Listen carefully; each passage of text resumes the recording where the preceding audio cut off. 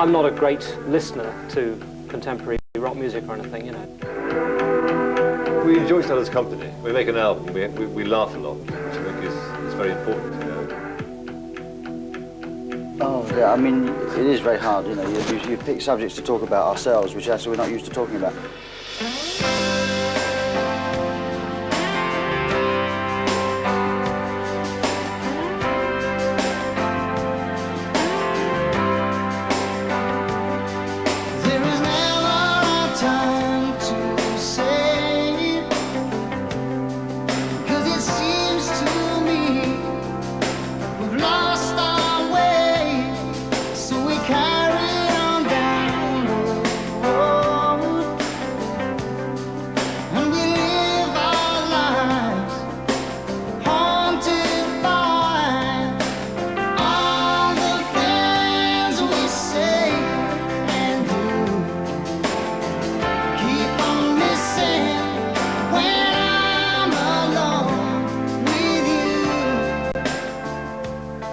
Never a Time ble det første møtet med den nye plata til Genesis.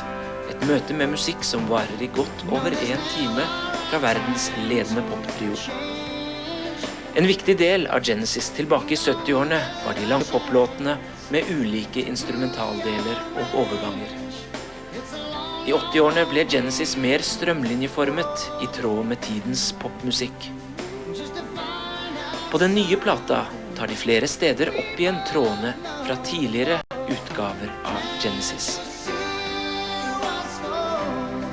We had a period in the 70s when we thought it was getting almost predictable because we were doing sort of instrumental, always doing a longish instrumental thing. And so we kind of gave it a rest for a few years. But then we did with Home by the Sea, there was a long one. And on this Fading Lights, as Phil said, because the album's 70 minutes long, you really felt that you didn't need to try and condense things all the time.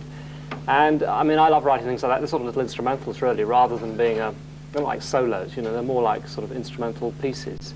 And the nature of the song was it sort of suggested this. It was a great.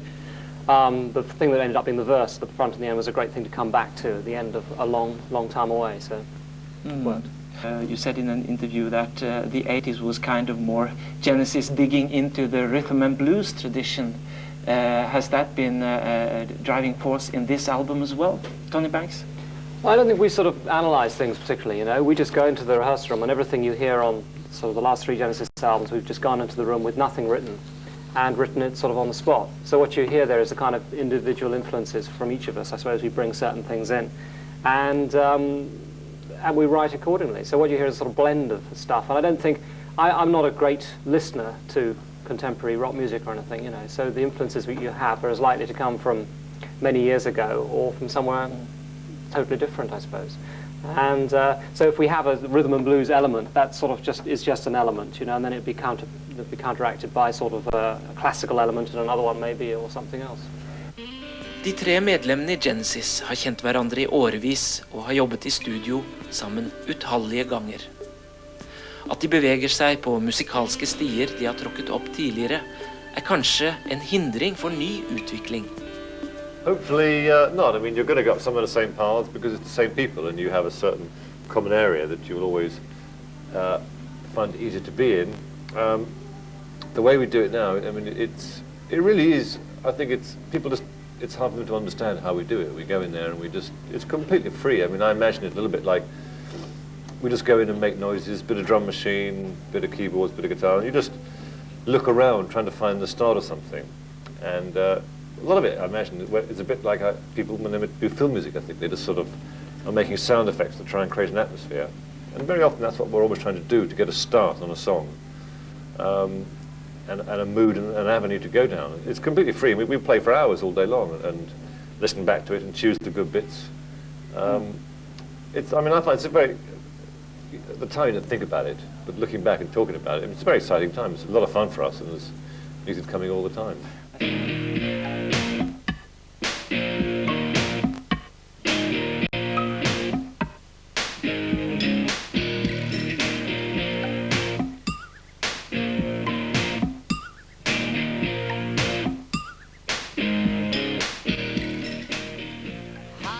Vi If we talk some about this I Can't Dance, the disco tune in this album, what would you say about it? Well, I'd say it wasn't really disco, actually. Only because there's sort of terms like that I don't really like. For us, it was a fun thing to do. It was a little bit different for us because we don't normally let a song sort of depend totally on a guitar riff like that and a lot of repetition. But we just got a great little feel going. Well, and so the camera. And so we decided what we'd do is rather than sit there and work on it for sort of a couple of months, we wouldn't work on it at all. We just had a little idea. We knew it was in the back of our minds. And we got towards the end of the recording session, we thought, we'll just put it down now. And we put it down in a couple of hours, really, and at the same time as we were sort of recording it virtually, Phil was writing lyrics. And then we recorded it there, you know. It was a sort of combination of things with the guitar riff, and then we tried it quite a few ways, and then one time we tried it with this sort of drum sound that's on this keyboard here, as it happens. And it just sounded great, so that's what happened. I can dance, I can talk. Only thing about me is the way I walk. I can dance, I can sing. I'm just standing here selling everything.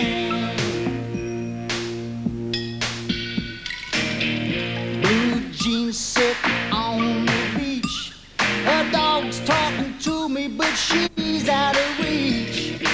She's got a body under that shirt, but all she wants to do is rub my face in the dirt.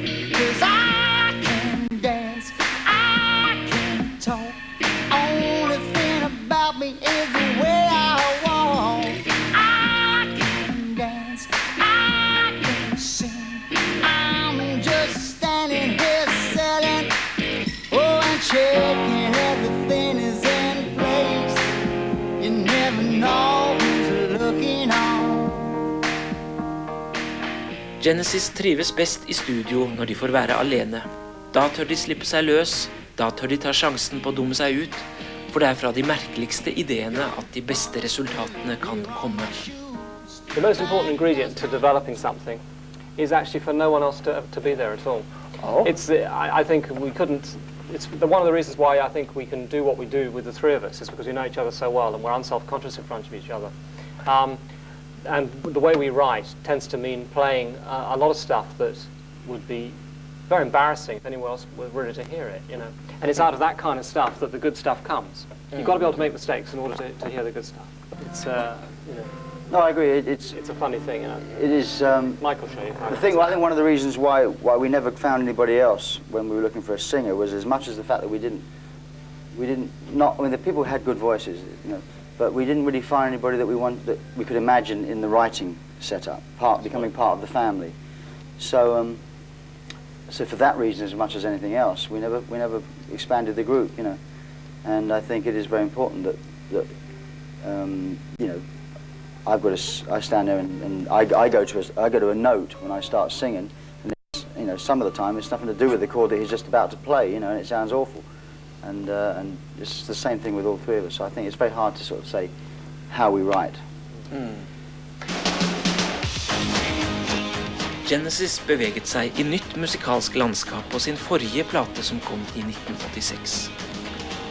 Fra denne utgivelsen var det særlig en video som ble både en kritikersuksess og en publikumstreffer. Her ga Genesis en direkte, usminket framstilling av den verden vi lever i.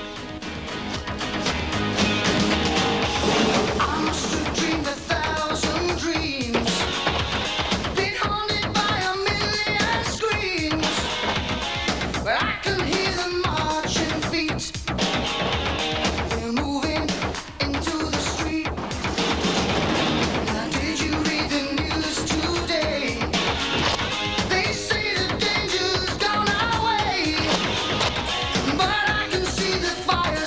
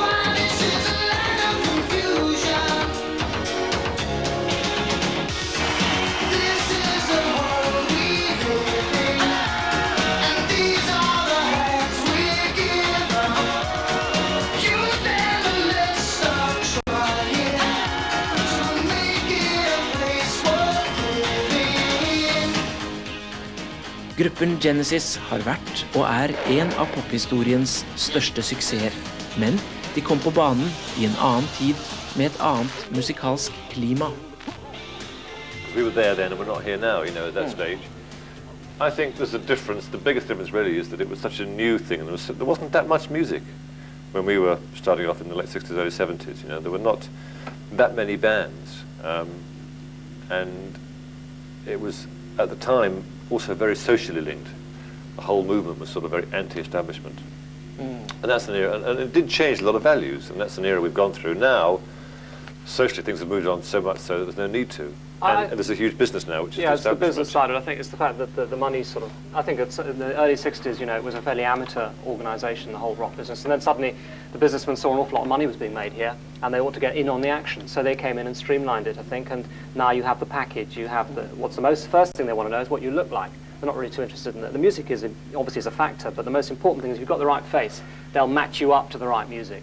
And that's why people, you know, from sort of TV backgrounds naturally have a real start in this business now, you know, because you've got the look, you can immediately appear on a video and look confident as opposed to all the rest of it. And I just don't think that's very healthy. But, you know, these things tend to come in cycles. I'm sure it'll change and you'll get the moment I don't feel there's enough of a real underground movement. That's what's needed, I think, in it, which would produce slightly more, you know, inventive kind of music. Revolution, man. Yeah. Needs a revolution. You look forward to a new musical revolution? Well, I mean, no. Yes. Well, you know, as you say, there's not enough. It is everyone's having to conform to certain things because, you know, I've got a couple of friends of mine that are very, very talented. You know, I mean, and one is very, very fat, and the other one is not particularly great looking. You know, and I know one of them's got a great voice, and the other one can play an instrument, any instrument he picks up, and write good songs. You know, he's got a good voice.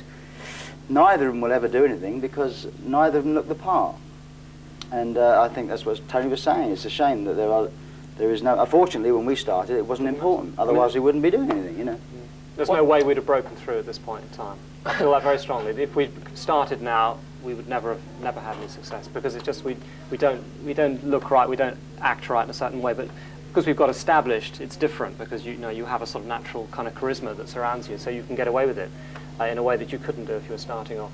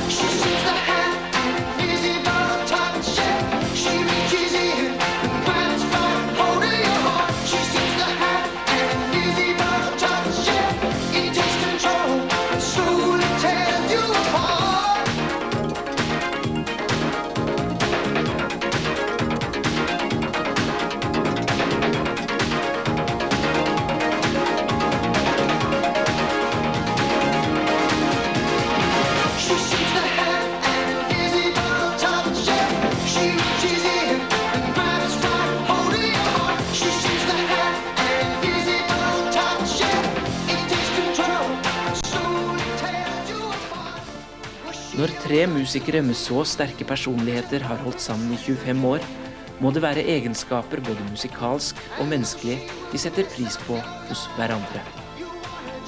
He's Donny. He's Tom B, man. Tom B. I don't know. He's stubborn. I mean, Tony's changed drastically. I mean, he's very relaxed these days. Okay. I'm looking at with 3 kids. Well, no, I mean, can't. in terms of what you bring music into the group, I mean, it's obviously Genesis is a combination of the three of us, you know, and I think it's the kind of approach to chords and the approach to stringing chords together, if you like, that makes Tony very different from most other keyboard players, 99% of other keyboard players. And that's what is one of the main strengths, I think, of Genesis, you know, and we've all got our strengths and weaknesses, and it's whatever those strengths are and some of the weaknesses that come together with Genesis that makes Genesis very different, like it or not, but it's very different from other bands, you know. When it comes to technique, you know, there are many people in the world who are better than each of us are, really. I mean, I know very well a lot of things I can't do, that a lot of people I watch, some people and I think they're brilliant in terms of what they can do. But it is the approach to chords, I think, is the thing I understand perhaps in a way that, or at least I enjoy in a certain kind of way that other people perhaps don't go for so much. I'm very conscious of chords in a song and the way they work. And I'm always looking for kind of different chord groupings to get a different kind of effect. And I think it's one of the strengths of, it is one of the distinctive things of Genesis, put it like that, is the certain kind of chord changes. People say, that sounds like Genesis. Often what they're meaning, and they're probably meaning, they may be meaning the voice, they might mean the drum sound, but for some people it's very much those chord changes and certain kind of chord structures.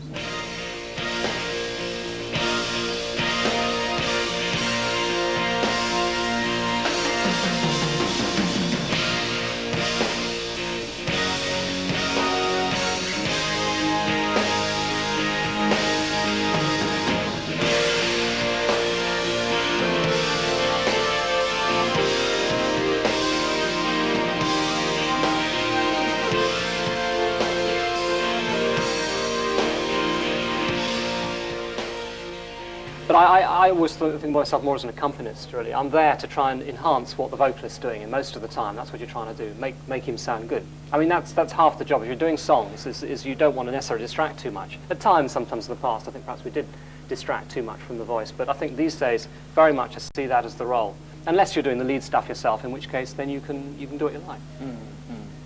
I mean, we enjoy each other's company. We make an album, we laugh a lot, which I think is very important, you know. It stops any argument, stops them feeling serious, and yo. Funny order.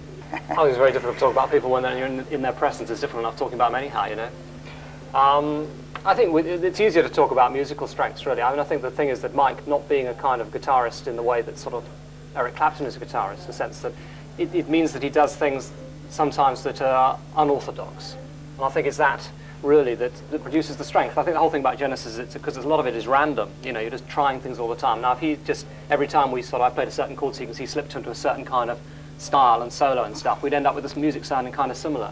But because Mike doesn't really play like that, you know, he's going to try something different. He's more interested in making sort of noises and things like that, and being more original. And that, I think, is a great asset.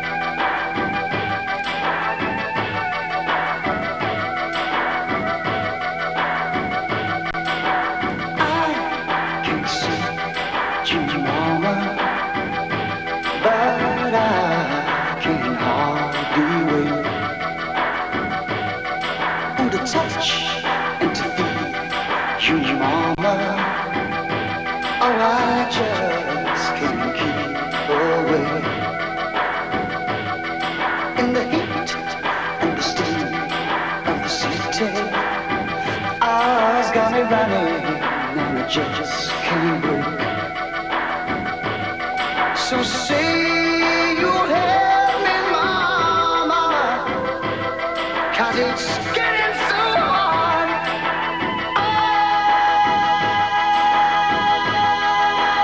Oh, now I can keep you, mama, but I know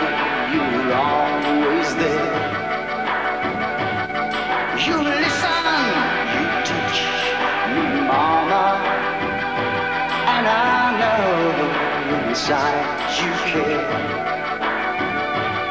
So get down here beside me. Oh, you ain't going nowhere. No, I won't hurt you, mama, but it's getting so hard.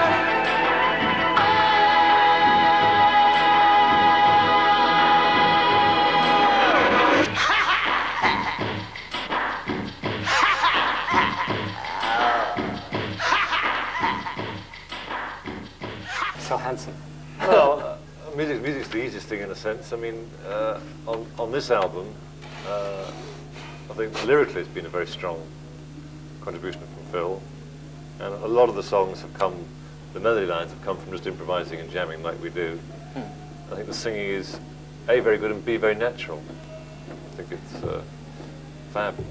Yeah, I think Phil's good at improvising in a way, again, that's not necessarily orthodox, and that's the thing. It's coming out with lyrical lines. It's very easy to sort of, if I'm improvising lyrics, just something to play along with, it's very easy to come out with sort of, she's my baby. But to come out with something a little bit more different from that, it's that I think is great, and that's often can set the song off in a certain direction. If you come out with an atmospheric kind of phrase, it can be a very strong feature, and I think particularly songs like Dreaming While You Sleep, where that's a sort of, it just sets you in a certain kind of area or whatever, visible One of the other nice things about working in Genesis, with other musicians very often, it's good and it's bad, but sometimes you let them loose on a song and they go in a direction that's just really not where it should be. But that's the risk you take, But obviously, like with the drums, for example, he goes in there and we don't have a lot to say really most of the time, unless there's a bit of, what do you think, chaps? Well, I mean, it is very hard, you pick subjects to talk about ourselves, which actually we're not used to talking about.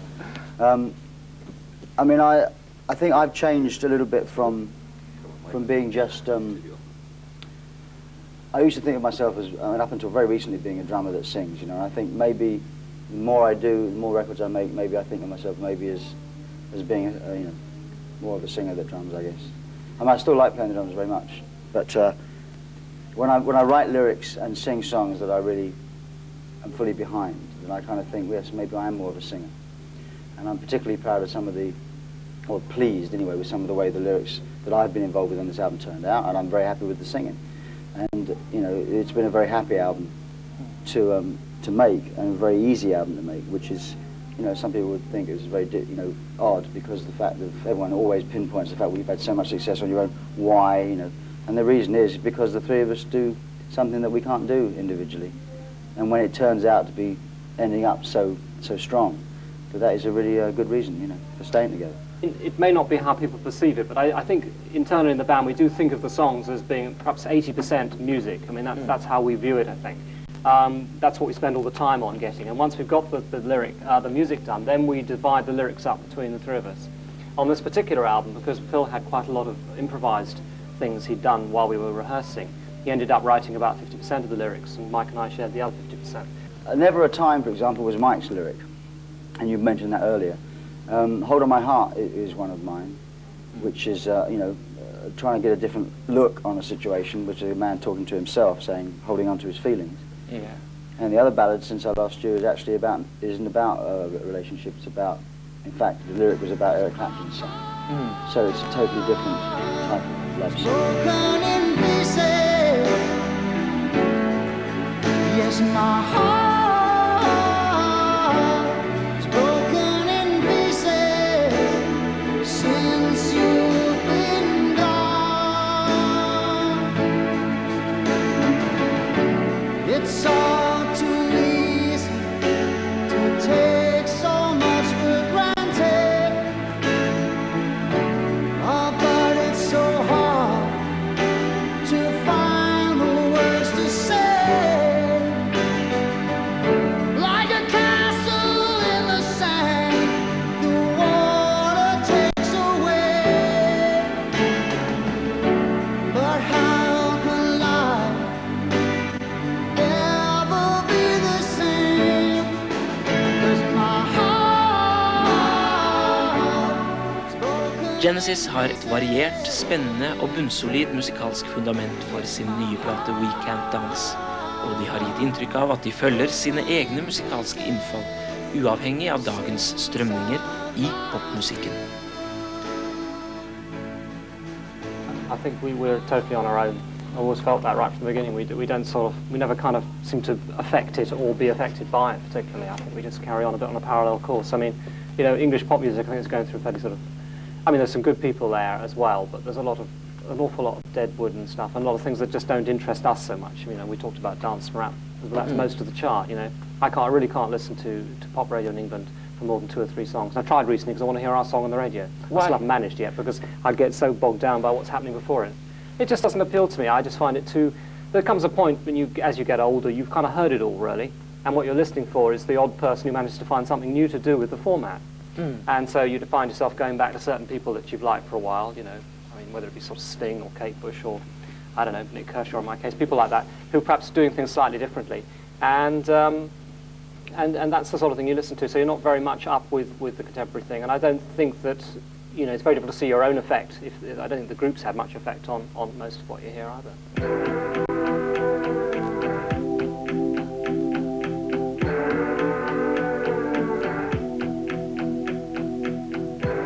I think this kind of started with Tony sampling a little bit of Mike's guitar, random guitar playing, and fooling around on the emulator, and getting a sound which is on the record, the sound that sounds like an elephant trumpeting.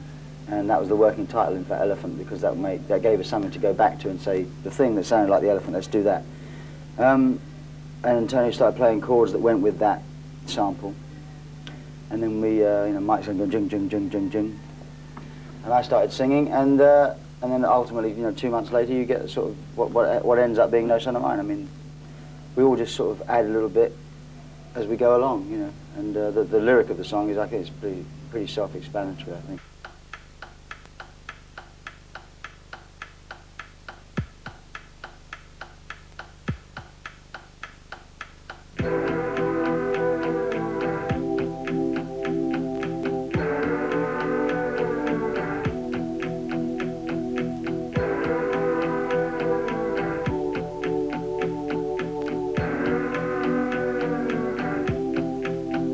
Well, the key to my survival was never in much doubt. The question was how I could keep sane, trying to find a way out. Things were never easy for me. Peace of mind was hard to find, and I needed a place where I could hide, somewhere I could call mine. I didn't think much about it till it started happening all the time. Soon I was living with the fear every day of what might happen that night. I couldn't stand to hear the crying my mother, and I remember when I swore that would be the last we'd see, and I never went home again. They say that time is a healer, and now my wounds are not the same.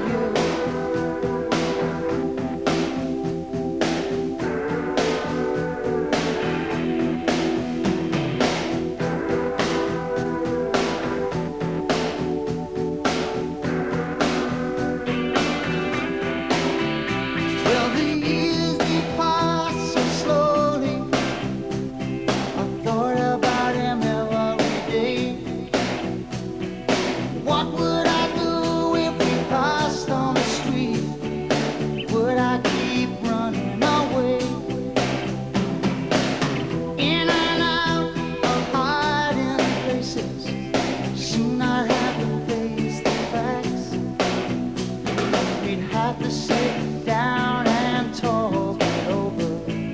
That would mean going back. They say that time is a healer, and now my wounds are not the same. But I rang that bell with my heart in my mouth. I had to hear what it said.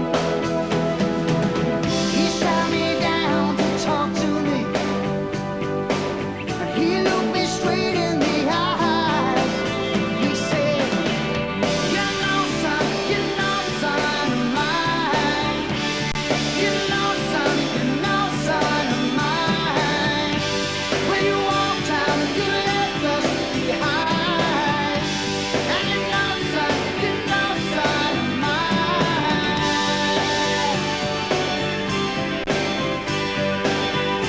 All his words I heard, I'll never forget.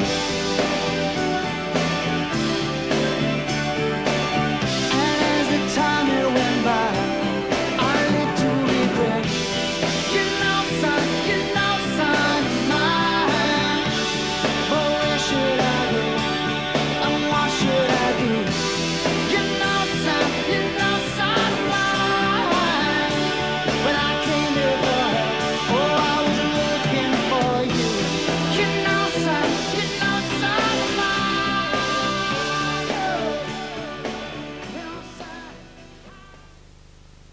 Will tell us how they've managed to stay together by